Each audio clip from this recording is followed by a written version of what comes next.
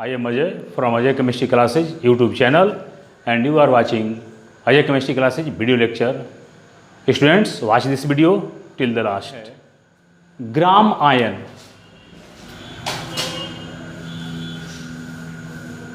ग्राम ion, इसको हम हिंदी में वही बोलेंगे ग्राम आयन। क्या है कि जब किसी आयन के सूत्र द्रव्यमान फार्मूला मास या आयनिक द्रव्यमान आयनिक मास को ग्राम में व्यक्त किया जाता है उसे 1 ग्राम आयन कहते हैं।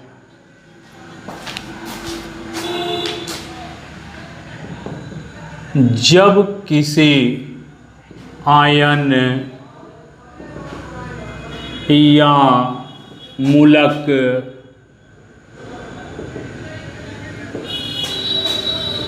के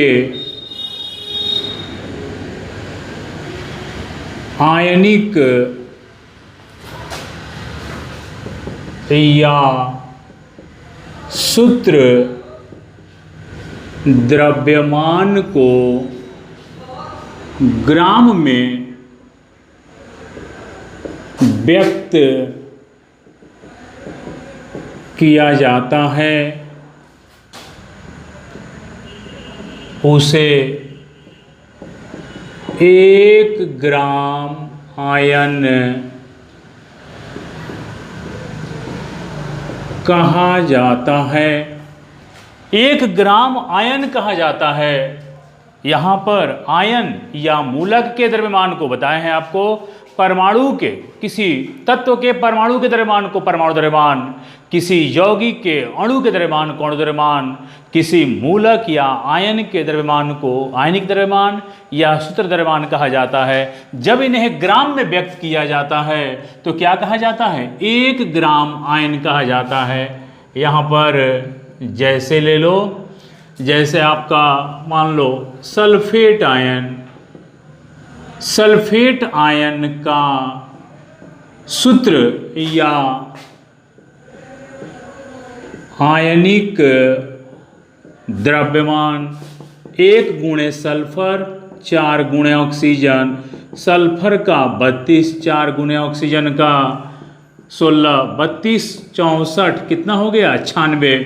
अब तुम यहाँ देखो ध्यान से, किसी आयन के सूत्र या आयनिक द्रव्यमान को ग्राम में व्यक्त किया जाता है, यानी 96 ग्राम सल्फेट आयन बराबर 1 ग्राम आयन कौन सा है? Sulphate ion. अब यहाँ पर हम देखेंगे कि ये जो है आपका ये 96 ये क्या है? आयनिक या शुद्ध द्रव्यमान है सल्फेट आयन का। इसमें ग्राम लगा दो। जब किसी आयन के शुद्ध द्रव्यमान को ग्राम में व्यक्त किया जाता है उसे क्या कहते हैं? 1 ग्राम आयन। जैसे अगर मान लो यहाँ पर अगर 48 ग्राम हो जाए, आधा हो गया, तब क्या होगा? तब ये हो जाएगा 1/2 ग्राम आयन सल्फेट आयन। या अगर मान लो 960 हो जाए, 960 ग्राम सल्फेट आयन बराबर क्या हो जाएगा? 10 ग्राम आयन सल्फेट आयन। ये जो है यानी कहता है आयनिक द्रव्यमान को, जो ये आयनिक द्रव्यमान होता है वो क्या होता है? 1 ग्राम आयन के बराबर। अब यहाँ पर एक रिलेशन हम आपको बता रहे हैं। जैसे कितना आया? 96 ग्राम, 96 ग्राम सल्फेट आयन बराबर क्या लिखते हैं हम? अभी लिखे हमने 1 ग्राम, 1 ग्राम आयन सल्फेट आयन। इसी को हम क्या बोलेंगे? 1 मोल सल्फेट आयन। ठीक है, 1 मोल सल्फेट आयन। और यहाँ पर आयनों की संख्या, ये जो है यहाँ आयनों की संख्या 6.022 गुणे 10 के पावर 23 सल्फेट आयन। यहाँ पर ध्यान दो, एक चीज पता होने से, जब किसी आयन के शुद्ध द्रव्यमान को ग्राम में व्यक्त किया जाता है, 1 ग्राम आयन कहलाता है। जितना ग्राम आयन उतना ही मोल होगा। और आपको पता है 1 मोल में 1 मोल परमाणु हो, 1 मोल अणु हो या 1 मोल आयन हो, कोई भी 1 मोल अगर हो तो उसमें परमाणु, अणु या आयन की संख्या एवोगैड्रो संख्या के बराबर होती है। तो ये तो आपका, जैसा भैया और एग्जाम्पल ले लो, जैसे NO3-1 आयन का सूत्र द्रव्यमान बराबर 1 गुणे नाइट्रोजन, 3 गुणे ऑक्सीजन, 1 गुणे 14, 3 गुणे 16, 16 48 और 14 कितना हो गया 62। ये जो है 62 आ गया। अब इसमें ग्राम लगा दो, 62 ग्राम नाइट्रेट आयन बराबर क्या हो जाएगा 1 ग्राम आयन नाइट्रेट आयन, 1 ग्राम आयन नाइट्रेट आयन। अब यहाँ पर इसी को हम क्या लिख सकते हैं 1 मोल नाइट्रेट आयन, इसी को हम 6.022 गुणे 10 के पावर 23 नाइट्रेट आयन लिख सकते हैं। तो ये कोई भी दुनिया का कोई भी आयन हो, अगर वो उसके आयनिक द्रव्यमान या अशुद्ध द्रव्यमान को ग्राम लगा दोगे तो 1 ग्राम आयन हो जाएगा। और 1 ग्राम आयन बराबर 1 मोल, और 1 मोल में पता है कितना होता है ये आयनों, अगर अणु रहेगा तो अणुओं की संख्या, अगर परमाणु रहेगा तो परमाणुओं की संख्या इतनी होती है। तो यहाँ पर अब जो है ये एक एग्जाम्पल और ले लो, जैसे कार्बोनेट आयन का सूत्र द्रव्यमान बराबर 1 गुणे कार्बन, 3 गुणे ऑक्सीजन, 1 गुणे 12, 3 गुणे 16, 12 और 48, ये हो गया 60। अब यहाँ पर इसको तुम ग्राम लगा दो, 60 ग्राम कार्बोनेट आयन बराबर 1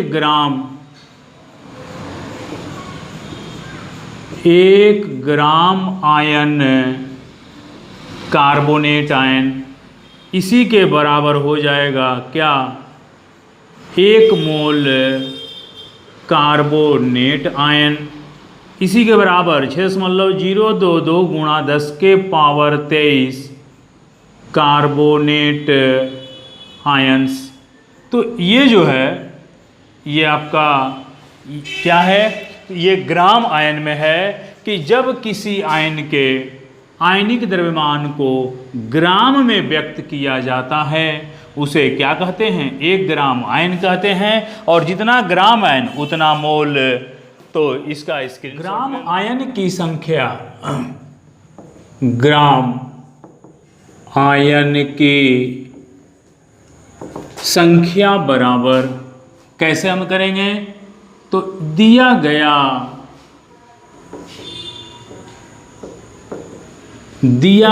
द्रव्यमान बटा में आयनिक या सूत्र द्रव्यमान, ये सूत्र है आपका। और अगर द्रव्यमान निकालना है या भार निकालना है, ठीक है, वो ये वाला चीज अगर निकालना हो, द्रव्यमान या भार अगर निकालना हो, तिरछा तिरछी गुणा कर देंगे हम, क्या लिखेंगे ग्राम आयन की संख्या गुणा में सूत्र द्रव्यमान, ठीक है। तो ये जो है एक आपको और बता देते हैं, जैसे अगर आयनों की संख्या दी रहे ग्राम, अगर द्रव्यमान न दे करके, ठीक है, ग्राम आयन की संख्या बराबर दिए गए आयनों की संख्या बटा में एवोगैड्रो नंबर, ये देखिए, या अगर यहां से अगर आयनों की संख्या हम निकालना चाहें, आयनों की संख्या बराबर क्या हो जाएगा, ग्राम आयन की संख्या गुणा में एवोगैड्रो नंबर। ये देखिए, ये आपको 4 एग्जाम्पल है न्यूमेरिकल के लिए। जैसे यहाँ पर ग्राम आयन की संख्या ये दिया गया द्रव्यमान, सपोज कीजिए मान लो 24 ग्राम सल्फेट आयन में ग्राम आयन की संख्या निकालें, क्या हो जाएगा, दिया गया द्रव्यमान कितना है 24, और सल्फेट आयन का आयनिक द्रव्यमान कितना होता है 96। अभी हम निकाले तो यहाँ पर डायरेक्ट लिख दो, ग्राम आयन की संख्या, ग्राम आयन की संख्या बराबर, देखो दिया गया द्रव्यमान कितना दिया गया है तुम्हारा 24, और आयनिक द्रव्यमान होता कितना है सल्फेट आयन का, कितना 96। ये हो गया 1/4 यानी 0.25 ग्राम आयन सल्फेट आयन। ये जो है यहाँ बहुत इजीली आप निकाल सकते हैं कि how many number of gram ions in 24 gram of sulphate ion. तो यहाँ पर आपका फॉर्मूला है number of gram ion equal to given weight in given weight by क्या फार्मूला वेट या आयनिक मास। तो इस तरह से पहले इसका स्क्रीनशॉट ले लो। यहाँ पर दूसरा हम लेते हैं क्वेश्चन, जैसे मान लो 10 ग्राम आयन कोई भी ले सकते हो, जैसे मान लो कार्बोनेट आयन 10 ग्राम आयन कार्बोनेट में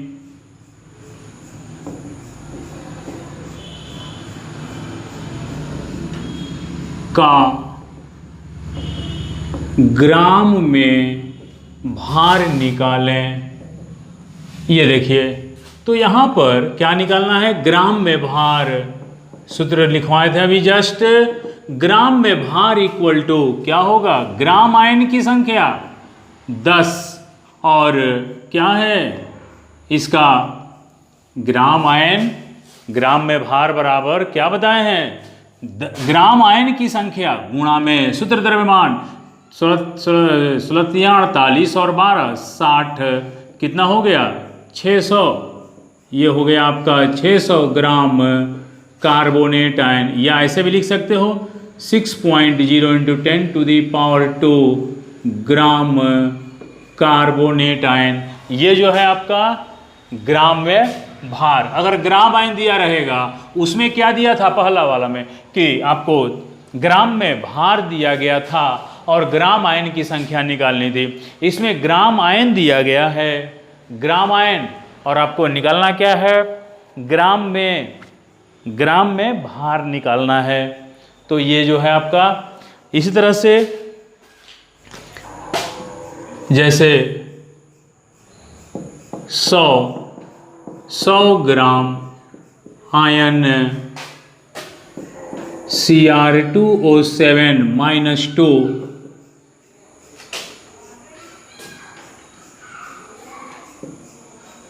में आयनों की संख्या निकालें।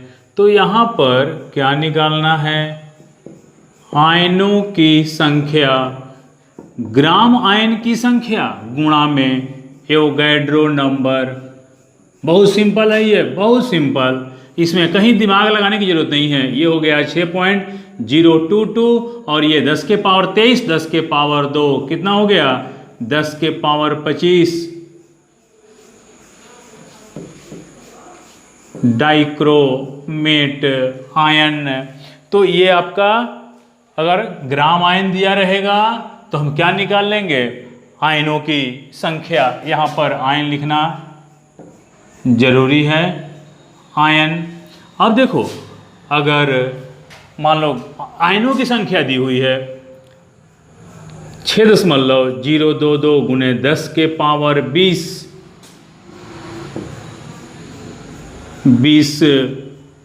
ले लो इसी को। कार्बोनेट आयन, आयनों में ग्राम आयन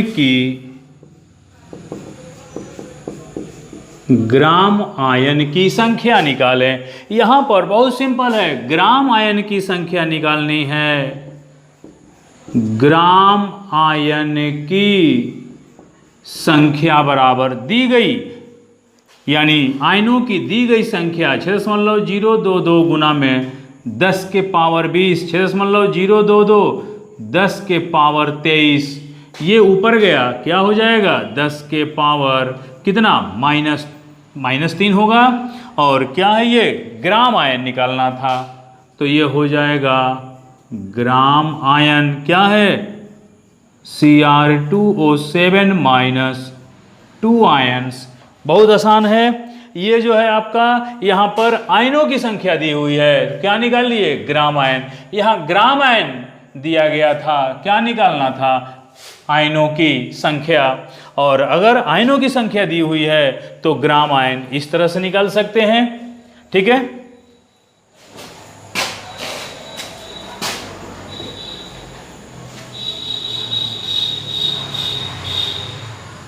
जैसे 5 ग्राम आयन, 5 ग्राम आयन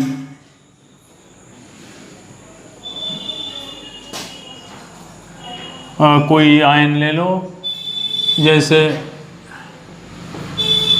अब इस बार सल्फेट आयन लिया जाए। ठीक है, 5 ग्राम आयन सल्फाइट का ग्राम में भार निकालें, ग्राम में भार निकालें।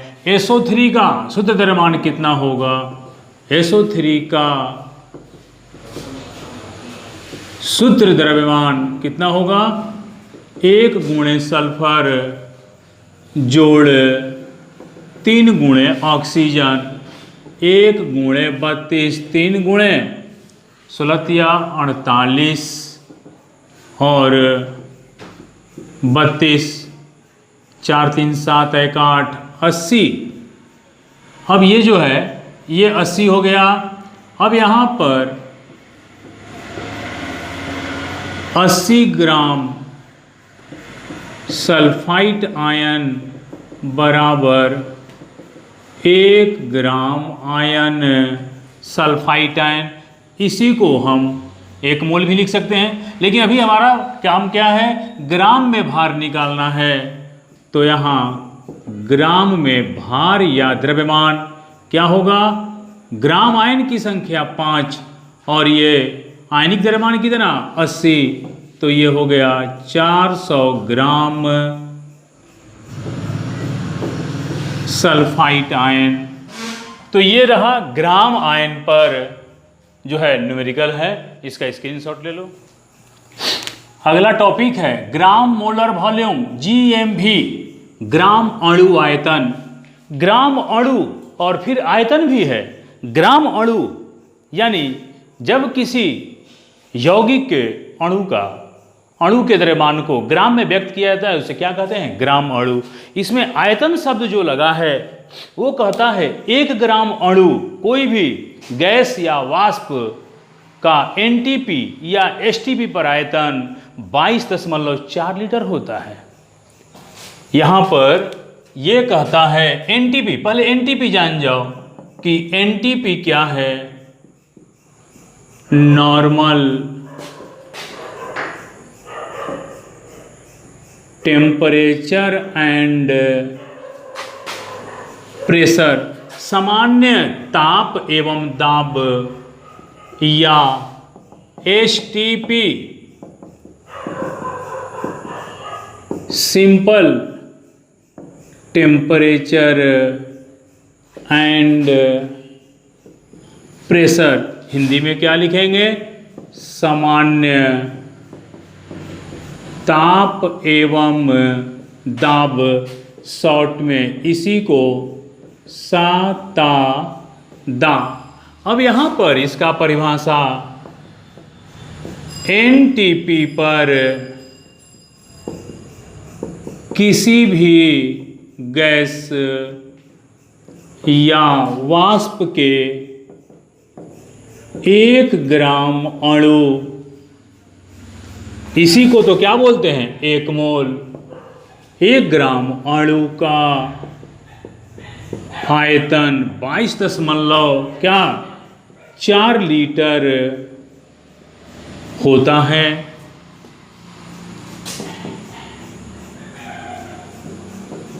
जिसे 1 ग्राम अणु आयतन कहा जाता है। यहाँ पर कहता है कोई भी दुनिया का कोई भी गैस हो या वाष्प हो, कितना होना चाहिए? 1 ग्राम अणु या 1 मोल हो एनटीपी पर, तो क्या होगा? उसका आयतन जो है वह कितना आयतन घेरेगा? 22.4 लीटर। 22.4 लीटर को हम मिलीलीटर में कितना लिख सकते हैं? 22,400 मिलीलीटर। इसी को हम 22,400 क्यूबिक सेंटीमीटर, और इसी को हम 22,400 सीसी क्यूबिक सेंटीमीटर सीसी और ml या cm3 ये बराबर होता है। याद रखना, अगर 1 ml है तो 1 cm3 और ये हो जाएगा 1 cc, ये याद रखना। यहाँ लीटर में लिखोगे तो 22.4 लीटर, मिलीलीटर में 22,400, क्यूबिक सेंटीमीटर में 22,400, इसी को शॉर्ट में लिखते हैं तो 22,400 सीसी क्यूबिक सेंटीमीटर। अब यहाँ पर हम देखेंगे कि नॉर्मल टेम्परेचर एंड प्रेशर में क्या है कि नॉर्मल टेम्परेचर, इसमें टेम्परेचर जो है कितना लिखा है, दिया है 0 डिग्री सी, यानी 273 प्लस 0 बराबर 273 केल्विन। और प्रेशर जो है, प्रेशर ये तो हो गया ताप, इसमें ताप हो गया, और ये दाब जो है, ये दाब आपका एक वायुमंडलीय दाब, जिसको हम कितना क्या लिखते हैं शॉर्ट में? 1 एटीएम, 1 एटमॉस्फेरिक प्रेशर, 1 एटीएम दाब या 760 मिलीमीटर Hg दाब या 76 सेंटीमीटर Hg दाब। ये जो है एनटीपी पर अगर एनटीपी दिया रहेगा तो आपका टेम्परेचर हो जाएगा 273 और दाब हो जाएगा 1 एटीएम। अगर मिलीमीटर में लिखोगे तो 760 मिलीमीटर, और अगर सेंटीमीटर में तो ये 76 सेंटीमीटर। ये पारे की ऊंचाई को व्यक्त करता है। अब देखिए यहाँ पर ये जो है ये आपका ग्राम अणु आयतन का है। अब यहाँ पर एक चीज़ हम बताने जा रहे हैं आपको कि ग्राम अणु आयतन इसमें क्या क्या है। एक काम करो, पहले इसका स्क्रीनशॉट ले लो। तो ग्राम अणु आयतन में मान लो अगर तुमको 1 ग्राम अणु अगर तुमको मान लो मिला CO2 गैस, तो 1 ग्राम अणु CO2 गैस बराबर क्या लिखोगे? 1 मोल CO2, और 1 ग्राम अणु CO2 कार्बन का 12, 16 दूनी 32, कितना 44 ग्राम CO2। ध्यान दीजिए। फिर इसके बाद अणुओं की संख्या, ये तो पढ़े हैं ना हम लोग, 10 के पावर 23 CO2 अणु। अब देखिए एक नया चीज आने वाला है इसमें। 1 ग्राम अणु, जितना ग्राम अणु उतना ही मोल, जितना ग्राम आयन उतना ही क्या मोल। और जितना ग्राम परमाणु उतना ही मोल। यहाँ ग्राम अणु है, कौन सा गैस है, CO2, तो जितना ग्राम अणु उतना मोल, और ग्राम में भार अगर क्या कर दोगे तो 1 मोल के बराबर हो जाएगा। कोई भी किसी भी यौगिक के अणु के द्रव्यमान को ग्राम में व्यक्त करोगे, क्या हो जाएगा, ग्राम अणु, उसी को मोल कहते हैं। अब यहाँ पर हम देखेंगे कि ये जो है आपका एवोगैड्रो संख्या, ये जो चारों अपने आप में बराबर है, क्या क्या, ग्राम अणु, मोल, ग्राम में भार और ये एवोगैड्रो संख्या, क्योंकि 1 मोल में इतना ही होता है। अब यहाँ पर आयतन देखो, ये 1 मोल या 1 ग्राम अणु का आयतन कितना बताए हैं, 22.4 लीटर CO2 या 22,400 ml क्या, CO2। यहाँ पर अगर एक चीज पता हो जाए तो शेष 1, 2, 3 और 4 पता हो जाए। कोई भी एक पता होने की देर है। कोई भी अगर ग्राम अणु पता हो जाए तो तुम मोल निकाल सकते हो, ग्राम में भार निकाल सकते हो, आयनों की, अणुओं की संख्या निकाल सकते हो और आयतन निकाल सकते हो। अगर आयतन पता है तो ये शेष चारों निकल जाएगा। बहुत आसान है ये। जैसे मान लो यहाँ पर ये पहले हम लेके चलते हैं, मान लीजिए 2 ग्राम अणु CO2 का NTP पर आयतन निकालें। तो 1 ग्राम अणु, यहाँ पर आयतन निकालना है आपका, ठीक है, आयतन निकालना है, क्या हो जाएगा, आयतन बराबर ग्राम अणु की संख्या, ग्राम अणु की संख्या गुणा में 22.4 लीटर। कितना ग्राम अणु है, 2, 22.4 लीटर 44.8 लीटर क्या है ये, CO2 निकल गया। बहुत आसान है ये जो है आपका। यहाँ पर देख लीजिए, आयतन निकालना हो तो ग्राम अणु में 22.4 में ग्राम अणु की संख्या से गुणा कर दो। अगर ग्राम अणु निकालना है तो दूसरा क्वेश्चन देख लो। मान लो ग्राम अणु निकालना है हमें, और क्या होगा, यहाँ पर आयतन दिया है, सपोज कीजिए NTP पर, यहाँ NTP पर 224 लीटर सल्फर डाइऑक्साइड गैस में ग्राम अणु की संख्या निकालें। क्या होगा, बहुत सिंपल, ग्राम अणु की संख्या बराबर क्या होगा, दिया गया आयतन बटा में क्या होगा, 22.4, दिया गया आयतन कितना है, 224 बटा में क्या, 22.4 कटेगा कितना, 10। क्या निकालना है हमें निकालना था ग्राम अणु की संख्या। जब कब, जब आयतन दिया हो। आयतन दिया है और ये बटा में क्या, 22.4, क्या हो जाएगा, 10 ग्राम अणु SO2। जब ग्राम अणु दिया था तो आयतन निकल गया, आयतन दिया है तो ग्राम अणु निकल गया। जैसे कुछ भी, तुम इसमें से कुछ भी ले सकते हो। जैसे मान लो 11 ग्राम CO2 में, 11 ग्राम CO2 का NTP पर आयतन निकालें। 11 ग्राम CO2 का, ये आपका यहाँ पर 11 ग्राम CO2 है, हमें क्या निकालना है, आयतन निकालना है। सबसे पहले यहाँ पर हम ग्राम अणु, ठीक है, ये जो है आपका 11 ग्राम CO2, यहाँ पर क्या दिया गया आपका, ग्राम में भार दिया गया है और हमें निकालना क्या है। तो यहाँ पर चुकी पे भी निकाल सकते हैं आप, ठीक ना, ये ध्यान रखना होगा। जैसे CO2 का द्रव्यमान कितना होता है, 44, चूंकि 44 ग्राम CO2 का 44 ग्राम CO2 का NTP पर आयतन 22.4 लीटर है, इसलिए कितना 11 ग्राम दिया गया है।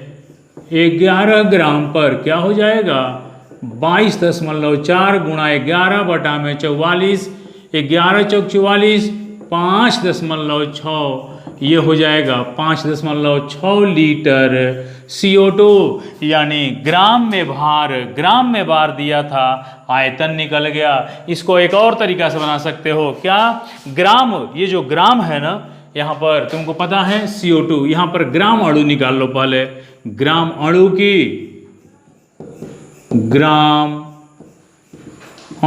की संख्या कितना दिया गया है तुमको 11 बटा में 44, 1/4 यानी 0.25 क्या निकालना था, आयतन निकालना है। तो आयतन बराबर ग्राम अणु की संख्या गुना में 22.4 लीटर, 0.25 22.4 ये हो जाएगा 1/4 कर सकते हो इसको, 1/4 22.4 ये हो जाएगा 5.6 लीटर CO2। तो ये जो है यहाँ से तुम या करके भी बना सकते हो, यहाँ से या तो डायरेक्ट तुम ग्राम पे रख दो तो भी निकल जाएगा, या ग्राम को ग्राम अणु में व्यक्त कर दो तो भी निकल जाएगा, क्योंकि आयतन बराबर क्या होता है ग्राम अणु। आयतन बराबर लिखवाए होंगे कहीं, आयतन बराबर जो है आयतन बराबर ग्राम अणु की संख्या गुणा में 22.4। तो एक सूत्र जो है आपका, इसको उतार लो। जैसे मान लो हम ले लिए 1 मोल, मान लो अमोनिया ले लिए, 1 मोल हम अमोनिया ले लिए, तो इसको हम क्या लिख सकते हैं 1 ग्राम अणु अमोनिया। इसी को हम नाइट्रोजन का होता है 14, 1 हाइड्रोजन का 1, 3 हाइड्रोजन का 3, 14 3 17 ग्राम अमोनिया। उसके बाद ये देखिए यहाँ पर मोल ग्राम और ये रहा ग्राम में भार। अब देखो अणुओं की संख्या कितनी होगी 6.022 गुणा में 10 के पावर 23 NH3 अणु। और आयतन कितना होगा, अगर आयतन की बात करें, चूंकि अमोनिया को अगर गैसीय अवस्था में लिया जाए तो 22.4 लीटर अमोनिया। अब देखो यहाँ पर 1 मोल NH3, यहाँ पर 1 मोल NH3, ये देखिए 1 मोल NH3 में नाइट्रोजन कितना है जी 1, यानी इसमें 1 ग्राम परमाणु नाइट्रोजन है। ध्यान दीजिए 1 ग्राम परमाणु नाइट्रोजन, 1 मोल अमोनिया में क्या है 1 ग्राम परमाणु नाइट्रोजन। बी में आइए 3 हाइड्रोजन है, 3 ग्राम परमाणु हाइड्रोजन।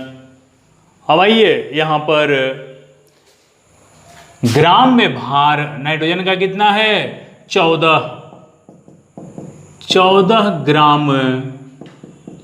Gram nitrogen. तो हाइड्रोजन कितना है 3 ग्राम हाइड्रोजन। अब यहाँ पर अणुओं की संख्या आपने देखा 6.022 गुने 10 के पावर 23 NH3 अणु है, NH3 है ना। यहाँ पर अब बताइए नाइट्रोजन के कितने परमाणु हैं, 1 नाइट्रोजन है तो कितना होगा 6.022 गुणा 10 के पावर 23 नाइट्रोजन परमाणु। क्योंकि नाइट्रोजन कितना है 1 ग्राम परमाणु है, तो हाइड्रोजन कितना है ये देखिए 3 है, 3 गुणा में 6.022 गुणा में 10 के पावर 23 हाइड्रोजन परमाणु है यहाँ पर। अब देखो यहाँ एक चीज, जैसे NH3 जो है NH3 में NH3 में क्या है, एक नाइट्रोजन एंड 3 हाइड्रोजन। नाइट्रोजन का कितना होता है 1s2। चलिए डायरेक्ट लिख देते हैं, ठीक ना। नाइट्रोजन का की परमाणु संख्या Z कितनी 7, तो इसमें इलेक्ट्रॉन भी होते हैं 7, प्रोटॉन होते हैं 7, न्यूट्रॉन 14 माइनस परमाणु द्रव्यमान में से परमाणु संख्या घट गया, 14 में से 7 गया, कितना 7। अब यहाँ पर तुम कुछ भी निकाल सकते हो, आगे चल के बताएंगे। हाइड्रोजन की परमाणु संख्या Z, परमाणु संख्या को सूचित करते हैं Z से, कितना होता है 1, तो इलेक्ट्रॉन 1, प्रोटॉन 1 और न्यूट्रॉन 1 माइनस 1। हाइड्रोजन का परमाणु द्रव्यमान भी 1 और हाइड्रोजन की परमाणु संख्या भी 1, तो न्यूट्रॉन की संख्या परमाणु द्रव्यमान माइनस क्या परमाणु संख्या 1 में से 1 गया, कितना 0। यानी हाइड्रोजन एक ऐसा तत्व है जिसमें न्यूट्रॉन नहीं होते। तो यहाँ पर हम क्या करेंगे, अब देखो यहाँ पर अगर मान लीजिए कि 1 मोल NH3 में कुल कितने इलेक्ट्रॉन हैं, 1 मोल, तो सबसे पहले हम यहाँ देखेंगे एक अणु NH3 में कुल इलेक्ट्रॉन, देखो ध्यान से, 1 गुणे नाइट्रोजन, 3 गुणे हाइड्रोजन, 1 गुणे नाइट्रोजन के पास कितने हैं 7, हाइड्रोजन के पास 1, 7 3 10, एक अणु में 10, इसलिए 1 मोल में यहाँ देखिए 1 मोल NH3 बराबर क्या हो जाएगा 10 गुणा में 6.022 गुणा में 10 के पावर 23, तो ये हो जाएगा 6.022 10 के पावर 24 क्या इलेक्ट्रॉन्स। अगर हम यहाँ पर 1 मोल NH3 में इलेक्ट्रॉन की संख्या, अगर हम प्रोटॉन की संख्या निकालें, 1 मोल NH3 में प्रोटॉन की संख्या क्या होगा, 1 मोल, पहले यहाँ पर जितना इलेक्ट्रॉन होता है उतना ही तो प्रोटॉन होता है, जितना इलेक्ट्रॉन उतना ही प्रोटॉन। तो 1 मोल NH3 में जैसे कुल इलेक्ट्रॉन 10, उसी तरह से कुल इलेक्ट्रॉन कितने होंगे 10, तो यहाँ पर 1 मोल में कितने होंगे 10 गुणा में 6.022 गुणा में 10 के पावर 23, तो ये हो जाएगा 6.022 गुने 10 के पावर 6.022 गुने 10 के पावर 24, ये क्या हो जाएगा प्रोटॉन्स। तो यहाँ पर आप देख रहे हो कि मोल के आधार पर, ग्राम अणु के आधार पर, ग्राम में भार के आधार पर और एवोगैड्रो संख्या के आधार पर और आयतन के आधार पर तुम इतना सारा कुछ लिख सकते हो। वैसे हम आयतन पर तो न्यूमेरिकल बता चुके हैं, इसीलिए इसमें हमने नहीं बताया, ठीक है। तो स्टूडेंट्स आज के लिए इतना ही। ये आपका पार्ट 6 है, some basic concepts of chemistry का पार्ट 6 है, ठीक है। तो अगर जिन स्टूडेंट्स ने इसके पहले वाले जितने भी वीडियो हैं वो नहीं देखे हैं, तो डिस्क्रिप्शन में सभी का लिंक दिया गया है, वहाँ से आप देख सकते हैं। और वीडियो को अधिक से अधिक शेयर करें, और वीडियो अगर पसंद आया हो तो आप हमारे चैनल को सब्सक्राइब कर लीजिए, ताकि आने वाले जितने भी वीडियोज हों उनका नोटिफिकेशन आपको अपने आप मिलता रहेगा। तो स्टूडेंट्स आज के लिए इतना ही।